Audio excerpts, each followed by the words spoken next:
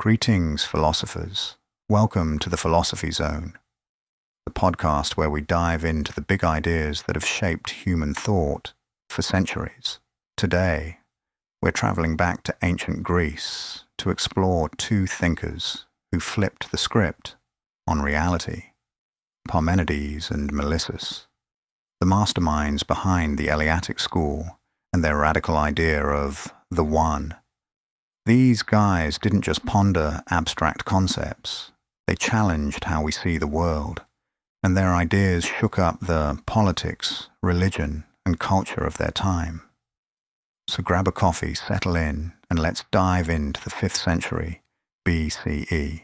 Picture this, it's around 500 BCE, and the Greek world is buzzing. City-states like Athens and Samos are jockeying for power. Persia's looming large after invasions like Marathon, and people are starting to ask big questions about the universe.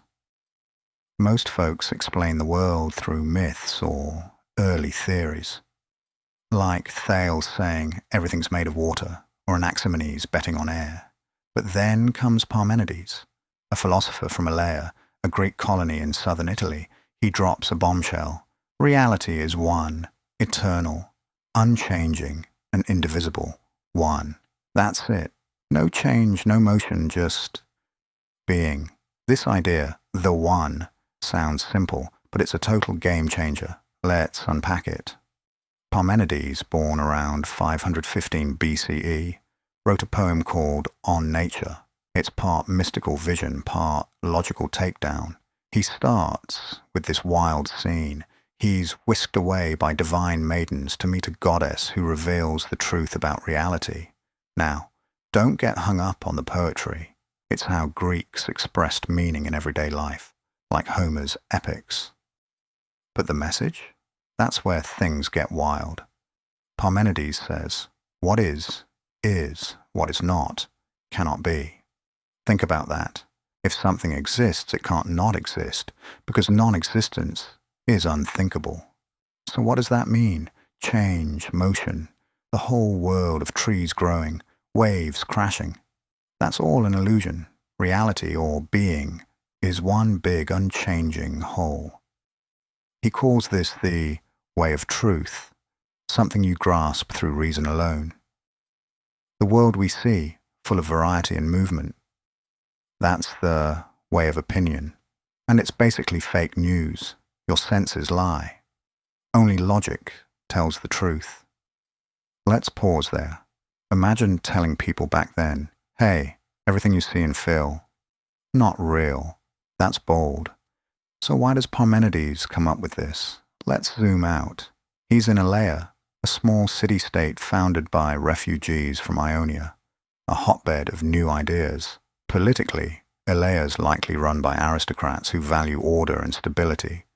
Perfect for a philosophy that says reality is unchanging. The 5th century is chaotic. Persian invasions, city-state rivalries, constant upheaval. Parmenides' One is like an intellectual anchor, a way to find certainty in a messy world.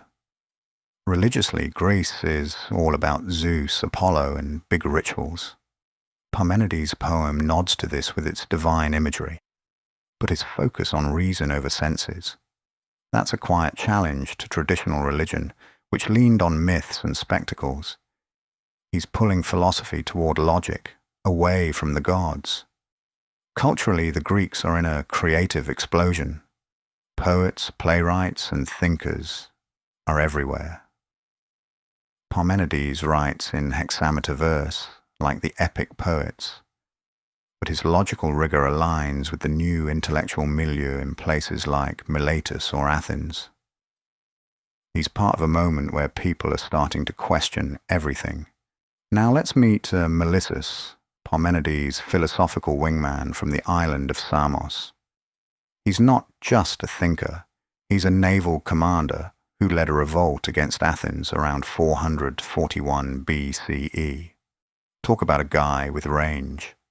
Melissus takes Parmenides' idea of the One and makes it sharper, more systematic, less poetry, more like a lawyer building a case. Melissus agrees reality is one, eternal and unchanging, but he adds a twist. It's infinite, not just in time, but in space. Parmenides described being as like a sphere, maybe a metaphor for perfection, not a literal shape. Melissus says, if being has a boundary, that implies something beyond it, which would be non-being. And non-being, not a thing. So reality fills all space, no gaps, no void. This is huge. Melissus argues motion needs empty space to move into. But since being is everything, motion's impossible. He's throwing shade at thinkers like Anaxagoras, who imagined a cosmos of moving particles. Melissus says to this, sorry, motion's a logical no-go. Let's set the scene for Melissus. Samos is a thriving hub of trade and ideas, famous for engineering marvels like the tunnel of Eupalinos, an early aqueduct. It's also caught in Athens' imperial grip during the Greek Golden Age. Think Parthenon, peak Athenian power. Melissus, as a naval commander, leads Samos in a revolt against Athens. That's the context. Political tension, a fight for independence. His philosophy, with its unchanging, infinite reality, might reflect a yearning for something stable in a world of shifting alliances. It's also Samos standing tall against Athenian dominance, intellectually and militarily. Religiously, Melissus operates in the same polytheistic world, but he's even less mystical than Parmenides. He writes in prose, not poetry, focusing on airtight arguments. This fits a cultural shift toward rationalism, especially in Ionia, where thinkers like Anaxagoras are pushing science and logic. Melissus is riding that wave, making philosophy more about reason than divine visions. So how do Parmenides and Melissus fit together? Parmenides is the visionary, the poet-philosopher who says, reality is one, change is an illusion, trust your brain, not your eyes. Melissus is the tactician, taking that vision and making it bulletproof with arguments about infinity and the void. Together they form the Eleatic school, a powerhouse that forces every thinker after them, Plato, Aristotle, even modern philosophers, to grapple with the question, what's real versus what we see? Their ideas hit hard in their time. Politically, the one offered stability in a world of war and upheaval. The Persian Wars, Athens' rise, city-state rivalries, it's a lot. Parmenides and Melissus say, there's something eternal you can count on. That's a lifeline in chaotic times. Religiously, they're nudging philosophy toward rationalism. Parmenides' goddess is poetic, but his logic challenges myth-based religion. Melissus goes further, ditching the mysticism for straight-up arguments. They're not atheists, but they're paving the way for a more secular philosophy. Culturally, they're part of a Greek creative boom. Tragedy, comedy, history, all taking off. Parmenides' poetry taps into that artistic energy, while Melissus's prose reflects a growing love for debate and reason. Both are answering the big question of their era. What's the truth behind the world we see? Okay, let's bring this home. Why care about two ancient Greeks arguing reality doesn't change? First, they make us question our assumptions. We're obsessed with change, new tech, new trends, new crises. But what if there's something deeper, something unchanging? That's a perspective worth chewing on. Second, they're skeptical of the senses. In our world of misinformation, deepfakes, and virtual realities, that's a wake-up call. Don't just believe what you see, think it through. And their focus on reason. It's a reminder to dig for truth, not just scroll past headlines. Their legacy is massive. Plato wrestles with Parmenides in his dialogues, building his theory of forms. Aristotle tackles the Eleatics to develop his metaphysics. Even 20th century thinkers like Heidegger revisit Parmenides, seeing his focus on being as profound. Melissus, though less famous, sets up debates for centuries. Atomists like Democritus had to counter his arguments about the void.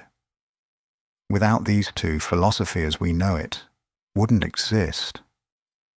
And that's our journey through the Eleatic school. Parmenides and Melissus took us to the edge of thought, challenging us to rethink reality itself. Their world and those ideas have shaped how we understand the universe.